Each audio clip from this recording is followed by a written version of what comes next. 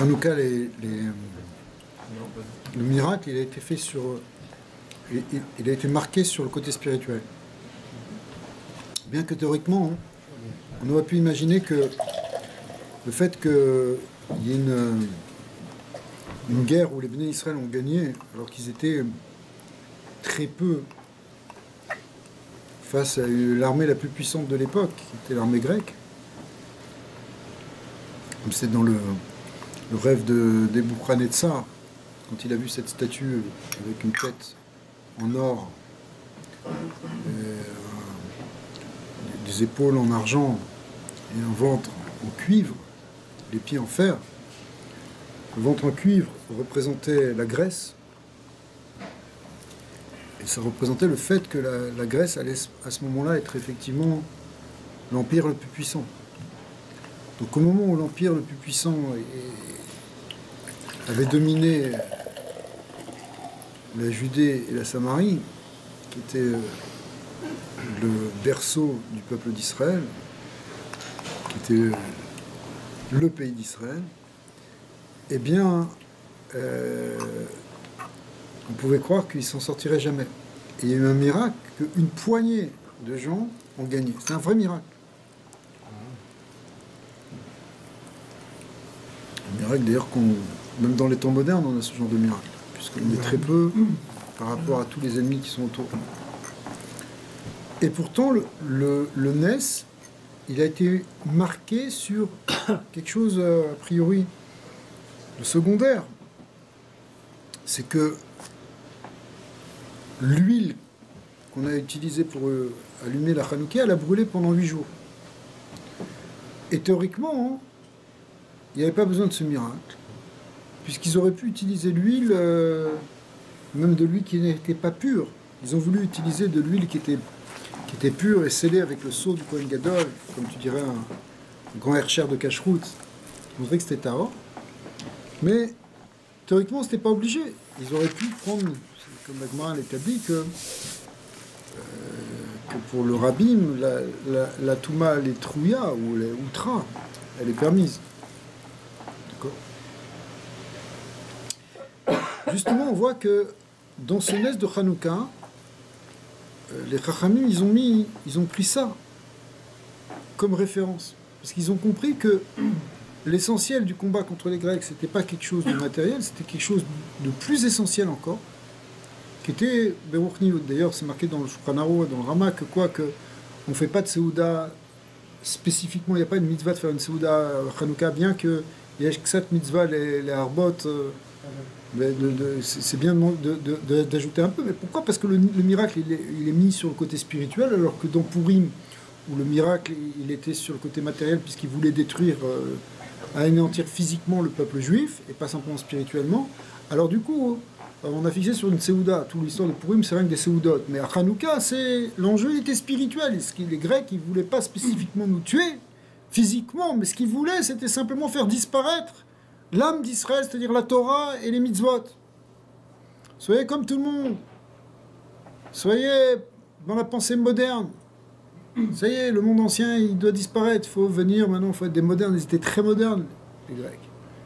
On parlait tout à l'heure du sport, etc. C'était quelque chose de très moderne, c'était très grec. Ils étaient à la pointe du progrès, mais à la pointe de la décadence aussi. Parce que ce progrès, il était finalement déconnecté de la source.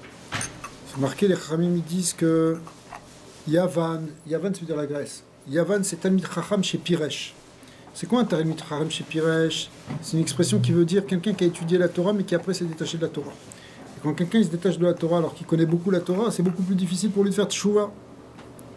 Parce que quand tu connais pas, que tu n'as rien fait, que tu savais pas, que tu connaissais pas, alors maintenant tout est nouveau pour toi. Mais quand que tu connaissais déjà toute la Torah et maintenant que tu étais parti de l'autre extrême, revenir, tu as toujours plein de... Tu dis ouais mais ça, et ton application, elle t'enfonce. Yavan, c'est Talmid Chacham chez Piresh. Pourquoi Talmid Chacham chez Piresh? Pourquoi c'est un Talmid Chacham qui a étudié la Torah? Yavan, oui, Yavan il a étudié la Torah. C'est marqué dans le Passouk, dans les brachot que Noar il a fait, que Noar il a fait à ses enfants, Yishkon,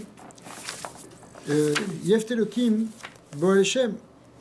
que Shem qui représente le clan d'Israël, qui représente la Torah, et bien Yafet, qui est en fait le Inyan de Yavan, Yavan c'est un fils de Yafet, il va apprendre dans la Torah.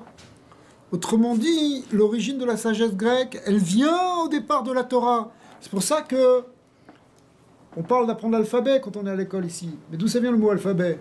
Ça vient du grec. Alpha, bêta. Mais alpha, bêta, gamma, delta, etc. Epsilon. Ok? Vous connaissez tous l'alphabet grec. Hein? Zeta. Ouais. Theta, iota, kappa, lambda, mu, nu, xi. Omicron. Ok. On va les faire. On va pas tous les faire. Ça vient de quoi? Alpha, bêta. D'où ça vient alpha, bêta? Aleph. Aleph, bès. Aleph, bête. Ça vient de l'hébreu. Ça veut dire que la Grèce, sa sagesse, elle vient de la Torah. C'est pas les kabbalistes qui ont appris chez Platon. C'est pas vrai. C'est Pythagore qui a appris chez les Mekoubalim. C'est ça la vérité. La sagesse grecque, elle a puisé dans le judaïsme, surtout dans son origine. Sauf qu'elle s'en est détachée. Elle est construite, elle a fait une philosophie. Une philosophie, des milliers de philosophies. Vous savez que c'est marqué dans la Gemara, hein? Tosfot y ramène. Mais la Gemara, elle dit que les Grecs, ils nous appelaient le peuple de philosophes. Et Tosfot, il explique qu'est-ce que ça veut dire, parce que Tosfot, il connaît le grec. Et il dit, c'est quoi philosophe? C'est philosophia, celui qui aime la sagesse. Ouais. On est des gens qui aiment la sagesse. Donc les Grecs, ils avaient une admiration pour nous. C'est pour ça que même à l'époque plus proche, où ils s'étaient déjà détachés de la Torah, ils avaient encore des contacts.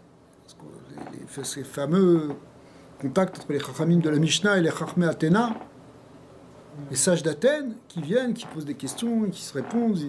Ils adoraient se confronter aux sages juifs. Parce qu'ils savaient qu'il y avait quelque chose là-bas. Mais ça, c'était déjà après qu'ils se soient détachés. Au départ, ils ont puisé quelque chose. Talmid Chacham chez Piresh. Et c'est pour ça qu'il correspond dans le rêve de Daniel à la troisième BMA que Daniel il a vu, qui est un... Puisqu'on a vu c'est le troisième empire, on a dit effectivement c'est le ventre des reins, le cuivre. C'est la troisième partie de la statue de Nebuchadnezzar, enfin que Nebuchadnezzar a vu, qui correspond à la troisième BMA qu'il a vu. Et c'est quoi? C'est une panthère. Comme ils disaient les Grecs, ils disaient panthir. Ok? Vous connaissez le truc. Alors, c'est quoi la panthère? La panthère, elle est blanche, le Ramchal, il y a tout un pirouche là-dessus, dans Zayn Malkin. Il dit que elle est blanche, mais avec des taches noires. La panthère ou le léopard, le guépard. C'est la fameuse question, est-ce que le zèbre, il est blanc avec des traits noirs, ou est-ce qu'il est noir avec des traits blancs? Mais la panthère, c'est quoi un zèbre? Est-ce que c'est un cheval, est-ce que c'est un cheval noir avec des traits blancs, ou est-ce que c'est un cheval blanc avec des traits noirs? Ok. Ça, c'est pour le zèbre. Mais pour la panthère, tout le monde est d'accord que c'est une blanche avec des taches noires. Le léopard. Ouais. Le guépard. Ok. Il est blanc avec des taches noires. Ces taches noires, ça s'appelle Tina chez Beliba. C'est la boue qui est dans le cœur qui ressort à un moment. Il est tout blanc comme la vanne. La vanne, il est tout blanc, tout est beau, tout est blanc. Mais il fait de la magie noire derrière. Ok. Eh bien, c'est la même chose. Les Grecs, c'est tout est blanc, tout est beau, tout est sport, tout est parfait, tout est l'équilibre, le nombre d'or dans les temples, etc. Ok. Mais Tina chez Beliba, Platon, ses élèves, ils ont 12 ans et il ne fait pas que leur enseigner la Torah. Enfin, la philosophie, excusez-moi. Il ne fait pas que leur enseigner.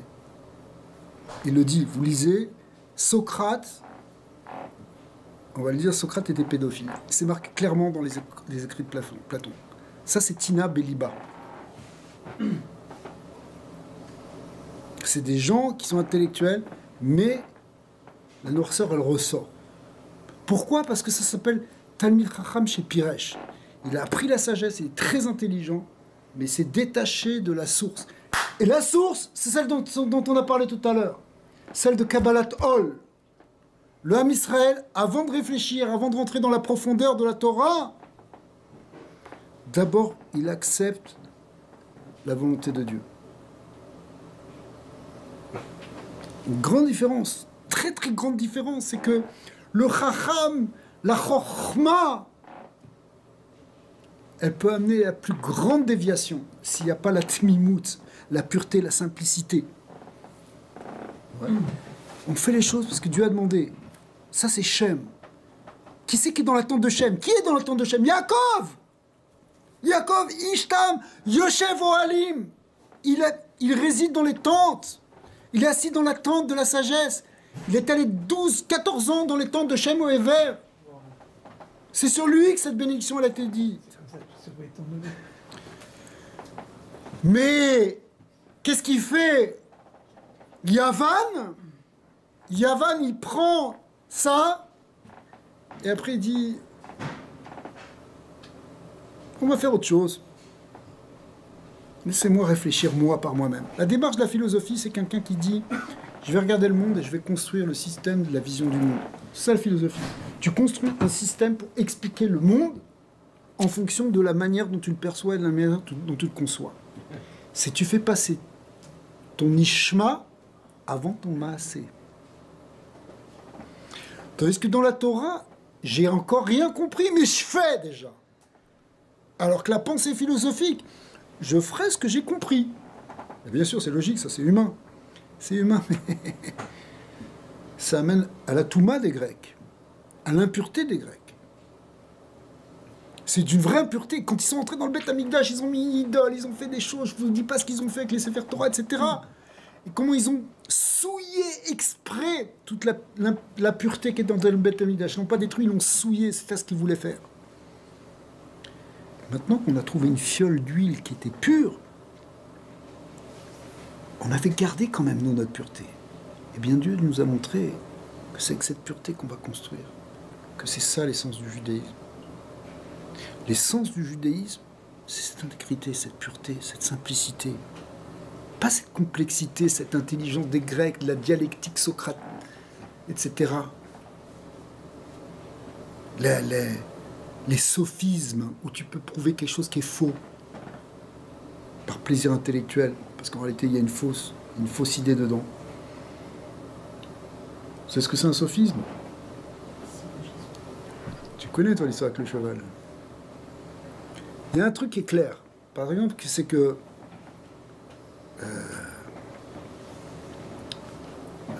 tout ce qui est rare est cher.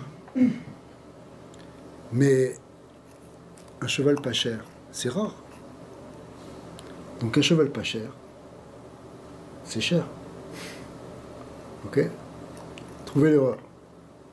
Ça, c'est la folie d'arriver, finalement, ça c'est évident, comprendre comment c'est faux, c'est ce qu'on vient de dire. Parce que c'est faux, il y a quelque chose qui est faux. Tout ce qui est rare est cher. Mais un cheval pas cher, c'est rare. Donc un cheval pas cher, c'est cher. Il y a un problème. D'accord? Puisque s'il n'est pas cher, il est pas cher, il est pas cher, il peut pas être cher. Mais ça, c'est ça le problème de la pensée qui est pas pure. Elle peut arriver à une conclusion qui est fausse. Dans le monde moderne, il y a plein de conclusions qui sont fausses.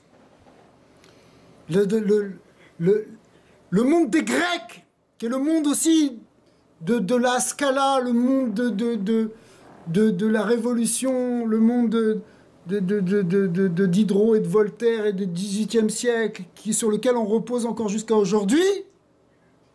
Hiram le Tzerfat, c'est quoi? C'est de penser, mais cette pensée, elle a peut-être un grain de sable, elle a peut-être une tache comme dans la pelure de la panthère.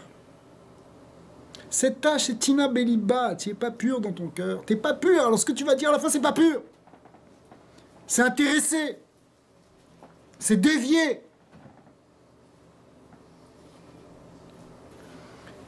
Ce qu'on a dit tout à l'heure sur la Kabbalat Ol, le fait de recevoir le joug divin et de l'accepter, c'est ça qui te préserve de ça. Parce que toi, tu sais pas c'est quoi ton intelligence, même si le plus grand intelligent, Aristote, qu'est-ce qu'il pensait? Il pensait que c'est pas possible qu'il y ait de la prophétie, parce que si la prophétie ça existait, il aurait dû être prophète. Alors comme il n'est pas prophète, il a pensé qu'il n'y a pas de prophétie. Puisqu'il était l'homme le plus intelligent du monde, d'après lui. C'est clair, c'est dans les écrits d'Aristote. Il a rejeté la prophétie parce qu'il pensait que S'il y a un homme qui mériterait d'être prophète, si c'est une intelligence supérieure d'être prophète, alors ça devrait être lui, puisque c'est l'homme le plus intelligent. Or, il n'est pas prophète, donc la prophétie n'existe pas. Ça s'appelle Tina Beliba. Tu as l'orgueil. Maintenant, tu vas construire une philosophie, une pensée du monde. Mais ta philosophie, elle va t'amener aux ténèbres. C'est pour ça que les Ramim, ils appellent la Grèce. Ils l'appellent Rocher. Ça on avait discuté une fois que l'autre il disait on va pas dire son nom. Je crois qu'en ce que je vois, toi tu m'as dit les. Bien sûr. Je vois ce que je crois. Bien sûr. Bien sûr. C'est la Torah elle est basée sur les moulins.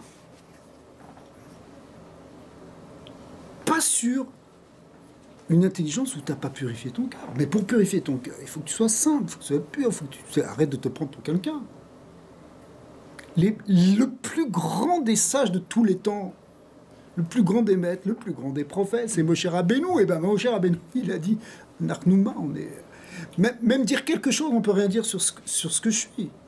Il ne pouvait même pas dire qu'il était quelque chose. Même Avraham il a dit, Anochi Efer Ve'afar, je suis comme de la poussière. Mais Moshe Rabbeinu, c'était même rien. David Amélière, il dit, moi je suis une toala, une toala. Je suis de la vermine. C'est les plus grands, ils se considéraient comme rien.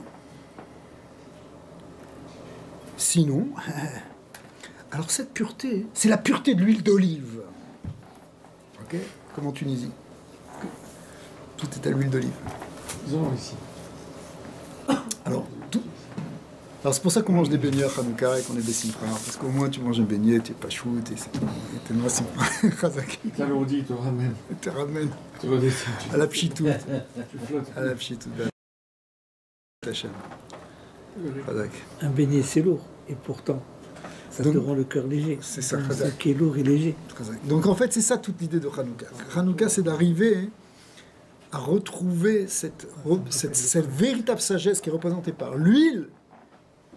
Mais cette sagesse, elle doit être pure, elle ne doit pas être troublée par quelque chose d'impur en nous. Ils sont pas là. Bon, Adonai, l'olam, amen, amen.